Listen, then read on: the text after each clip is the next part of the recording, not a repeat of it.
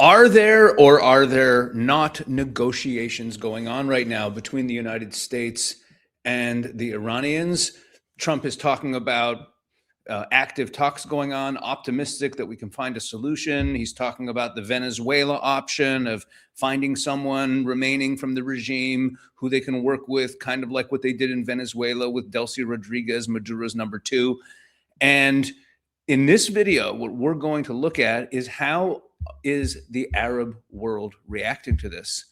How are the Gulf states reacting to this? And what we're going to uncover as we look through the headlines, as we read the news, is that it seems that we have different camps within the Muslim world. That's what we're going to see here. It's going to be, I'm looking forward to talking about this one. Before we get into it, I want to encourage you to go visit the YouTube channel of Israel 365 News. For a much longer time than this channel has been active, I've been posting videos there.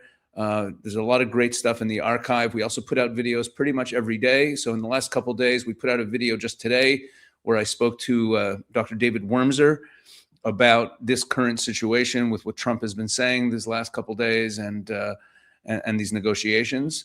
And there's an interview that I did a few months ago at America Fest with Nick Freitas that was just uploaded, and a lot of great stuff here. And when you're there, especially, go into the playlist section, and in the playlists, you'll see a playlist called Israel, the Rise of a Regional Superpower.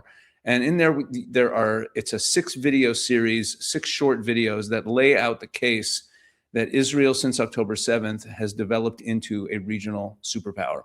So go over to Israel 365 News YouTube channel, subscribe, and make sure you're not missing any of my content. Okay, let's get to this. So we're going to focus a lot of what we're going to look at in this video is coming from a news outlet I want to introduce you to called The National. Now, The National is a United Arab Emirates outlet.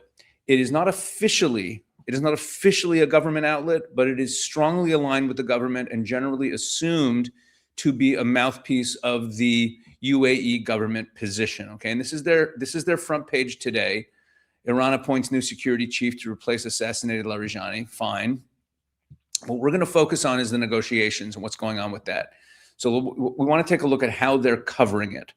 Okay, this video, we're really going to be analyzing what the media is doing. And if you've been with this channel throughout the war, we look at media from the Middle East for a sense of what they're signaling, keeping in mind that most of the media we're looking at is government controlled, and it works as mouthpieces of the government. That actually is a luxury when you're doing analysis, because when you're reading opinion pieces, when you're reading editorials, when you're reading even the news items and what's chosen to be on the front page, you know you're getting direction about where that government wants things to go, because that's how these news outlets operate. Okay, with that introduction, let's take a look what we have here. So first of all, Pakistan offers to host peace talks as Israel and Iran exchange heavy fire.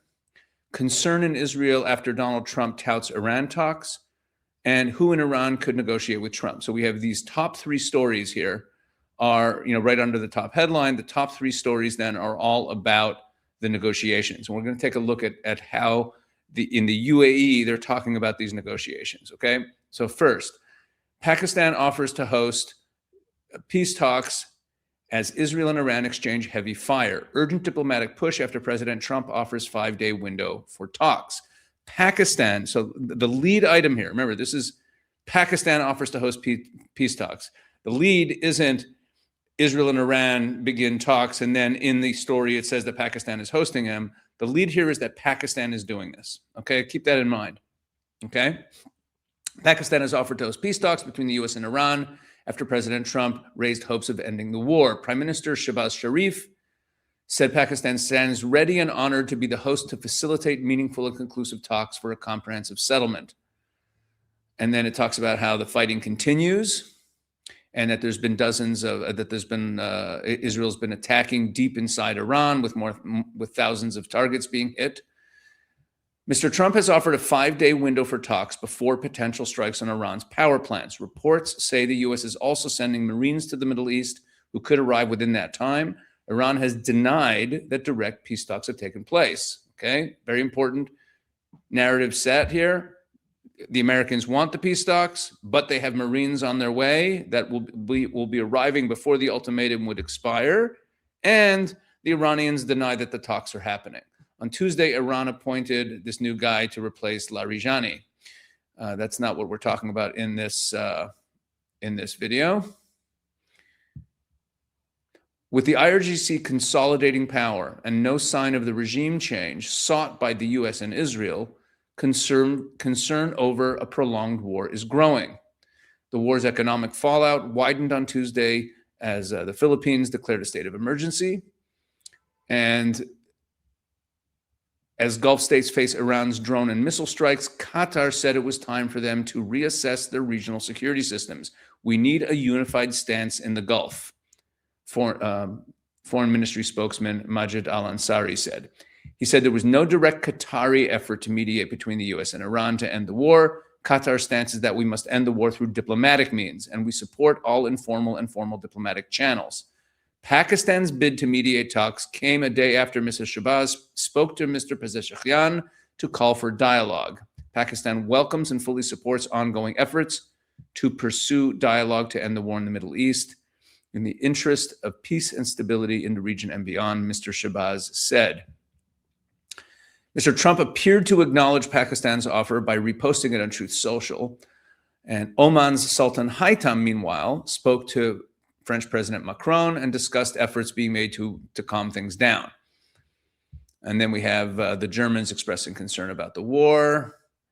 And it talks about how many people have been injured in attacks by the Iranians, how many people in Israel have been injured by attacks by the Iranians. So that's the story. The focus, again, from the headline on down, is that Pakistan has offered to host the peace talks and the role that they're playing, and that the Iranians deny that the talks are even happening. Now, I want to connect that with what we see right here. This is the Washington Post from today, from just a couple hours ago. And look at the headline. Trump says peace talks progressing as Iran officials deny negotiations.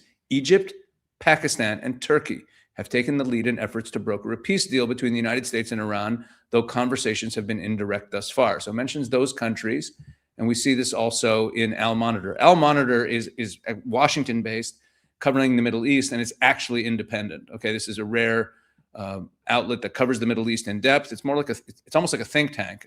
It's a very important outlet. A lot of insiders read it, and it's quite independent. U.S. proposes, and I'm not saying that only to praise it for being independent. I mean, it's not partisan. It's not pro-Israel. It's not anti-Israel. It's really a neutral, as close as you can get to a neutral outlet. So Al Monitor, U.S. proposes Vance-Ghalibaf talks with Turkey as one intermediary. Source, Iran has yet to respond to the proposal. Okay, so the United States has proposed holding talks between Vice President J.D. Vance and Iran's Parliament Speaker Mohammad Ghalibaf. And you should watch I just made a video yesterday about who this guy is, or you could watch at the Israel 365 News channel the video we uploaded today, which also in the interview with Dr. David Wormser, we get into who this guy is. It's important to understand who we're dealing with here. So I'm not going to get into that here. I've already dealt with it in that other video. Go ahead and watch it, because he's an important person to be aware of, to know his background, to know which camp he's in, because his name is going to be in the news a lot in the coming days. Well, unless it gets droned. A Turkish source confirmed to Al Monitor in a potential shift in effort to open a diplomatic channel with Tehran as the war approaches the 1-month mark. The proposal for the talks was conveyed through intermediaries, including Turkey, the source said. Turkish Foreign Minister Hakan Fidan, that's this dude, discussed efforts to end the war on Monday with Saudi Foreign Minister Prince Faisal bin Farhan, Egyptian Foreign Minister Badr Abdelhadi, and Pakistani Foreign Minister Ishaq Dar, a Turkish diplomatic source said. The conversations came after Fidan's talks on Sunday with U.S. officials and his Iranian counterpart Abbas Araghchi. As part of the efforts, plans are also underway for a potential meeting in Islamabad, that's in Pakistan, involving senior U.S. and Iranian officials. The initiative, facilitated by Pakistan with support from regional partners, is part of broader efforts to establish an indirect channel aimed at de-escalating the war, the report said. So again, at the front of the line are Pakistan and Turkey. They're the ones pushing the negotiations. Okay, let's keep that in mind. Think about everything we know about them. Okay, that's the main thing I wanted to pull out of all of this. It says that Iran has yet to respond to the proposal, right? Because they're denying that there's any real negotiations going on, even though Trump says there have been productive talks. Trump's announcement of talks came after he had issued a 48-hour ultimatum to Iran, and I talked about that in my previous video about that ultimatum and what that all means. And we also talked about it with I talked about it with Dr. Wormser. Ghalibaf in turn said that no negotiations had been held with the United States, but stopped short of explicitly ruling out third-party mediation. Okay, that's what he said.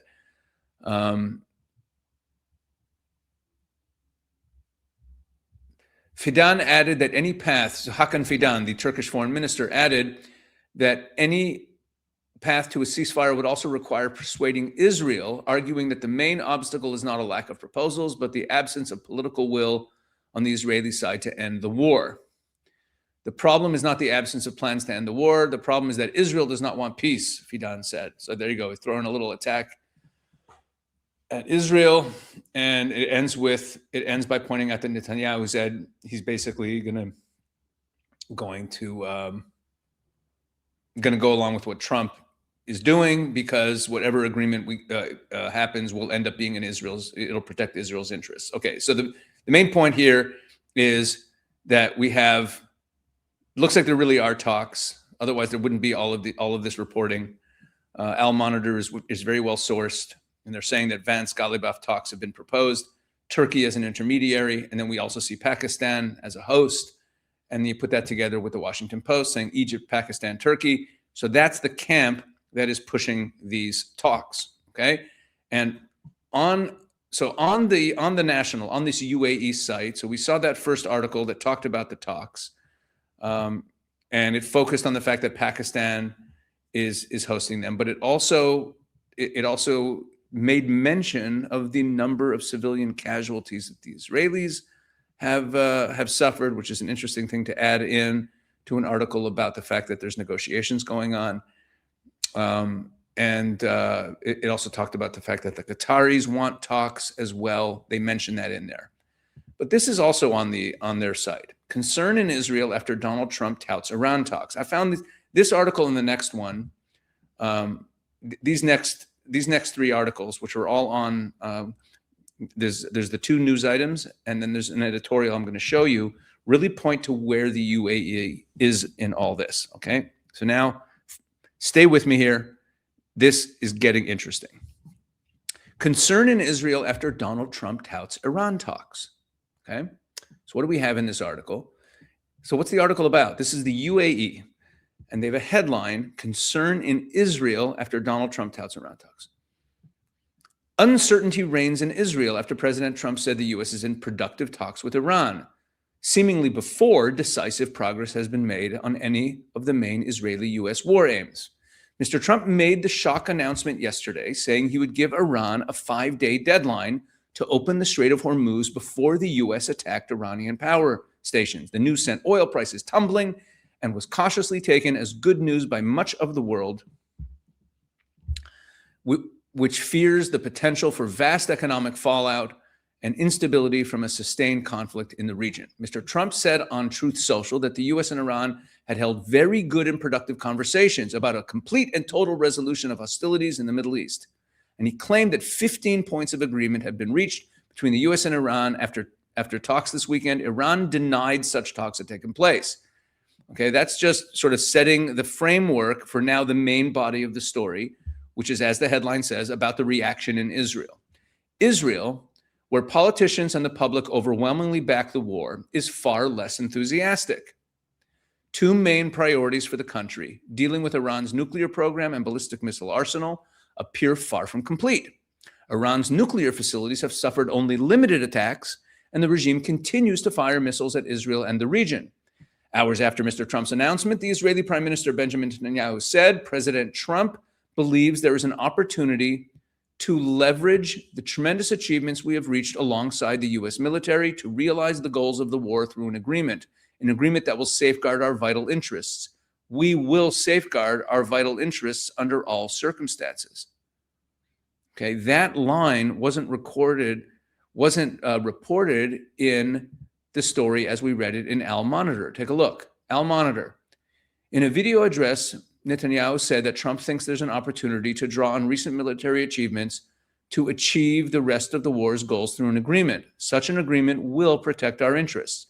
Such an agreement will protect our interests. In other words, yes, we're happy to go to an agreement in the confidence that an agreement will protect our interests. The way that the UAE reported the remarks, okay, which were made in Hebrew, are we will safeguard our vital interests under all circumstances. Much tougher stance, and implying that this isn't about agreeing to negotiations, it's about a commitment that Israel has to safeguard our national interests. They're spinning it differently. Daniel Citronowitz, a senior researcher at the Israeli think tank INSS, said that while we shouldn't underestimate the US and Israeli achievements, especially on the conventional side regarding command and control and decapitation of senior leadership, this is not accumulating into a strategic effect as the regime wasn't toppled. And it managed to overcome Khamenei's decapitation. If the war ends today, despite the achievement, we can't call it a success. We still have the same regime, which is weaker but more emboldened. The war was operationally planned quite well, but nobody thought about the implications, he added. The uncertainty comes amid new reports that Trump is serious about ending the war. 3 senior Israeli officials told Reuters that the president appears to be determined to reach a deal. The report added that all the officials thought it unlikely that Iran would agree to Trump's demands. In other words, Trump wants a deal, but they don't think that the Iranians are going to do it. Quote, if this war ends with easing the sanctions on Iran and pretending there's a new Iran from within the IRGC or this leadership, then I'm quite pessimistic, says Amit Segal, one of Israel's most influential journalists. There's a lot of confusion. I don't think they can meet halfway, but who knows? We have President Trump here. And the Israeli journalist Amos Harel wrote in Haaretz that Mr. Trump's announcements could be a diversion tactic before escalating fighting. Okay, if an agreement to end the war is reached soon, it means that the much talked about goal at the war's outset, namely regime change, will not be included, he added. End of article. Now, I pointed out, why am I reading this whole article, every single word? Because this article is reporting on how Israelis are reacting to the potential for a Trump deal. There's a lot of other angles they could have taken on these negotiations. This is the UAE. And they put this article very prominently on the front page. This is the headline, and it's right here, it's number 2, right underneath the fact that Pakistan is hosting the talks, which is the news item saying there are talks. The very next, meaning the first piece of spin about the fact that the talks are happening, the first piece of spin they put up is about the concern in Israel. And they leave the concern. They don't present both sides. It's just the concern in Israel over the talks and allowing these Israeli experts, journalists, to lay out the argument of why regime change, why negotiating without a regime change is going to be a disaster and is a failure. It means that the war aims weren't met. Uncritically, they just quote these people. This is the point of this video. This is the UAE's way of endorsing that position without endorsing it. Okay, this is what they do. They don't want to write an editorial saying, we want the regime to be toppled. We're totally on Israel's side here. And that stopping short of toppling the regime is a failure. They don't want to do that. So what do?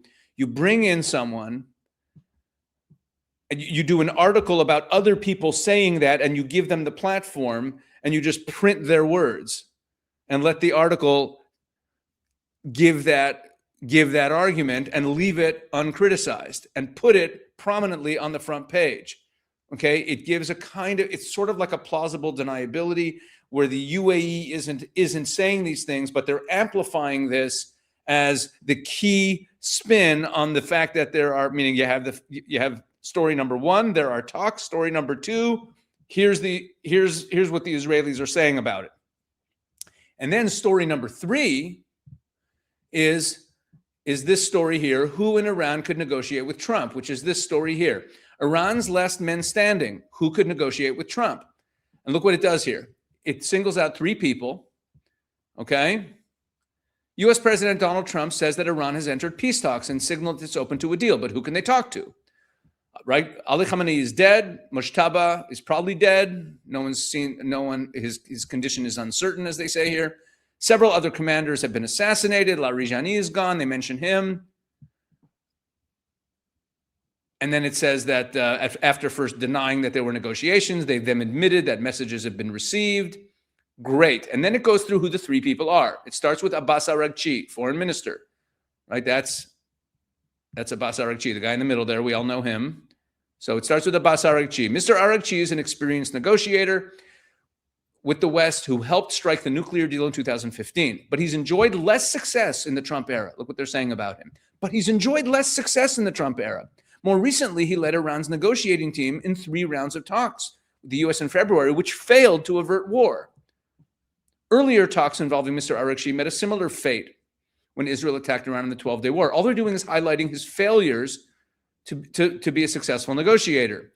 The current war has made Mr. Araghchi one of Iran's chief spokesmen. In that role, he has played down the prospect of future talks after what he called his very bitter experience in the past year. I don't think talking with the Americans would be on our agenda anymore. The entire piece about Araghchi is about how the negotiations that he's been involved with have failed and that he doesn't even want to negotiate. That's pretty much all they say about him. Then they go to bachelor number 2, Mohammad Bagher Ghalibaf. That's the evil dude that I made a video about yesterday. You should go watch it. That's the guy on the left. Okay, you got to look out for this guy. Looks like the Americans might be talking to him. After Mr. Trump said talks had been held with Iran, reports suggested Parliament Speaker Ghalibaf was the man in contact with the U.S. officials, but he denied that, saying that no negotiations have been held. And then it says who he is. Mr. Ghalibaf is a former Iranian Air Force pilot who openly mocked Mr. Trump's war leadership. He claimed he defeated us 9 times in the last 2 weeks. Hilarious, Mr. Ghalibaf wrote. So what are they focusing on with him? That he mocks Trump and that he's, thumbed his nose at him. Also a former police chief and Tehran mayor. He's been Speaker of the Iranian Parliament since 2020. He also ran, and he's seen as a hardliner in the race. He came 3rd behind in a presidential race, meaning he's a hardliner. Okay. So that's what they say about Ghalibaf. And then the 3rd guy is Masoud Pezeshkian, and they talk about how weak he is. And we know he's the president, and they just focus on the fact that he's very weak, and that even when he says things, they end up getting contradicted by the IRGC, and that he's not really an option. Okay, so they write here, Iran's president is relatively weak, even in calmer times, and has little sway over military and security matters. Okay, so the point of this piece is to say, Araghchi, that would be a failure. That's not a real negotiation. Pezeshkian, he's too weak. He doesn't even control anything. And then you got Ghalibaf, who's this hardliner, who's, and all they do is talk about his insults to Trump. What is going on here? Let's throw in one last item from the news part of the paper. And that is, in this article, is Iran and Israel exchange intense strikes despite Trump's claim of productive talks. In the middle of this article, it suddenly talks about inside Iran, the human cost continues to mount. State media reported that at least 208 children have been killed since the outbreak of the war, including 168 who died in an attack on a girls' school.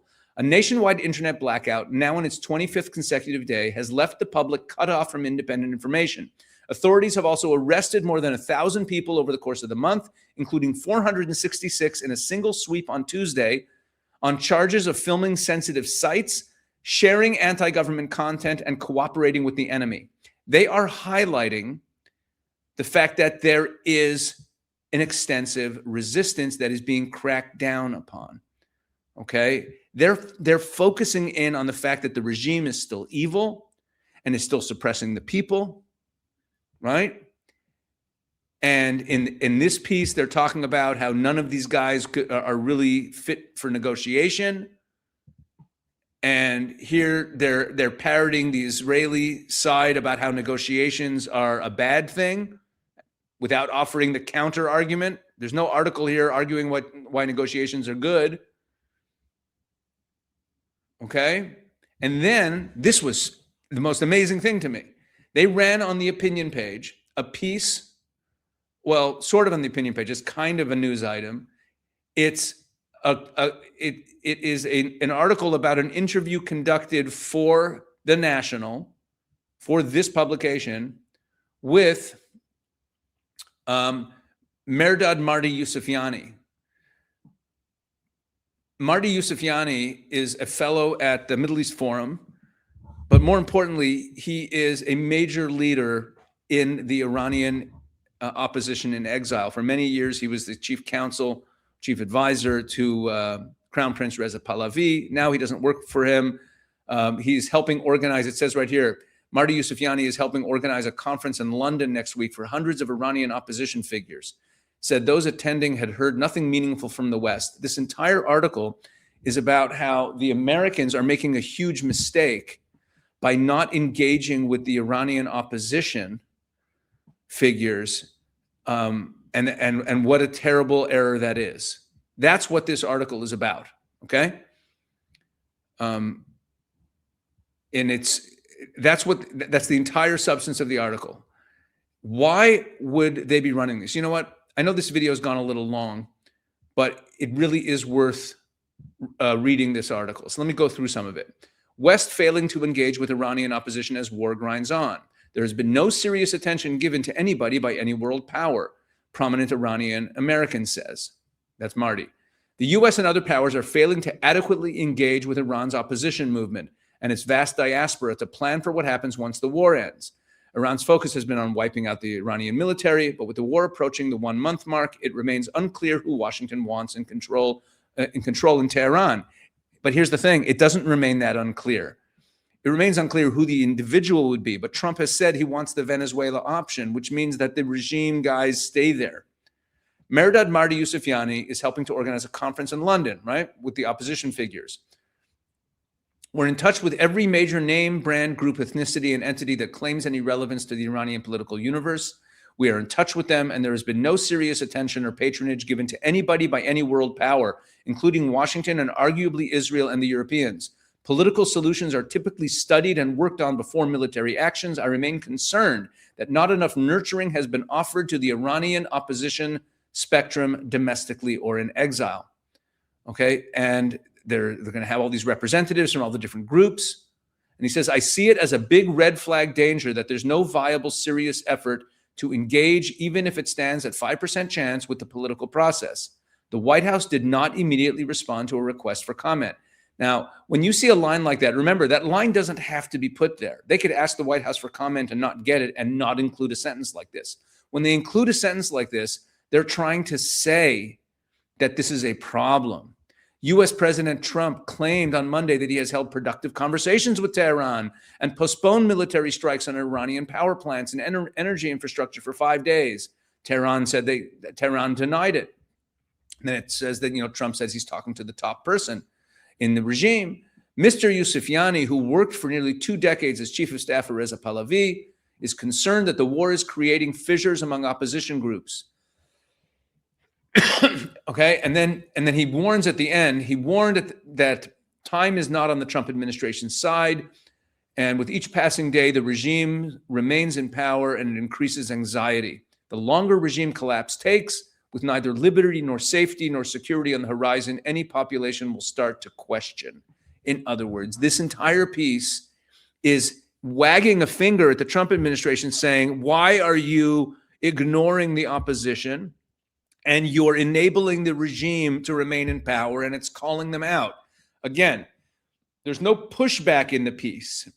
Just like the piece that was a news item about how Israelis are opposed to the talks and are worried about the talks. And here it's about how the opposition, the Iranian people, the opposition, they're worried about the talks also. They're not happy with it either.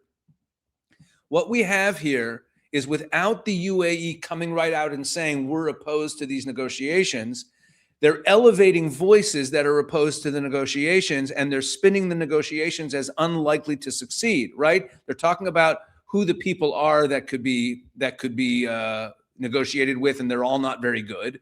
They're elevating the Israeli voices of concern. They're elevating Marty Yousefiani, saying that these negotiations are basically a deal with the devil and will keep the regime in power. And meanwhile, you have the Saudis. Saudi prince is said, this is the New York Times. This is the New York Times from today. Saudi prince is said to push Trump to continue Iran war in recent calls. Okay, so the Saudis, Saudi Arabia is pushing for war to bring down the regime. It's a historic opportunity to remake the Middle East. You see what's going on here? Folks, let me sum this up. This is huge. It's a huge narrative that is unfolding in real time over the last few days.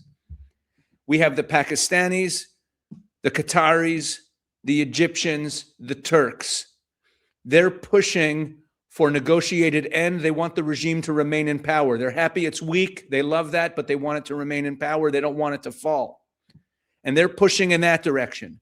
And then we have the Saudis and the Emiratis, presumably some other Abraham Accords aligned Gulf states, who are pushing against the negotiations. They want this war to topple the regime, but they're not going to come out and say it explicitly. So it gets leaked to the New York Times. The New York Times is not going to run something like this. They don't want to get on MBS's bad side. Trust me, this is an authorized leak. Saudi prince is said to push Trump to continue Iran war, right? American officials, according to people briefed by the American officials, okay, this is what happened. This is what the New York Times is for. They leak these things.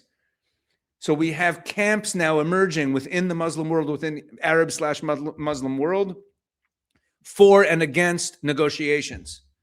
That is what this video is about. And we see it by reading the news carefully. I hope you found this helpful. And if you're following the war through this channel, please drop a comment and let me know what you think. But please also tell other people what we're doing here. I've heard from a number of members of our audience that they're finding that they get the most complete and in-depth war coverage and understanding of what's really going on from these videos. I'm flattered to hear it. I'm happy to hear it.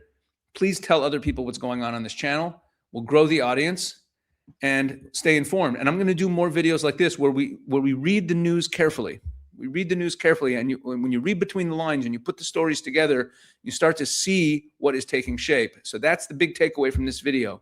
There are now camps forming that are for or against a negotiated end to this that would keep some of the current regime members in power. And the UAE seems to be dead against it, and the Saudis, as reported by the New York Times, seem to be dead against it, and they're in conflict with, once again, they're on the opposite side of the Qataris and the Turks, and this is an old story.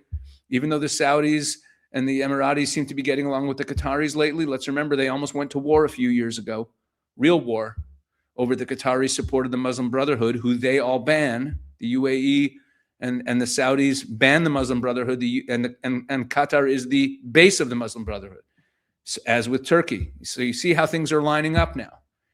Very interesting turn of events here, and we'll see which way Trump goes, because all of these states on both sides of this are states that the United States is in close connection with and values its relationships with. So there's pressures on both sides here as Trump quite possibly is looking for a way to bring this thing to a close. Thanks for watching.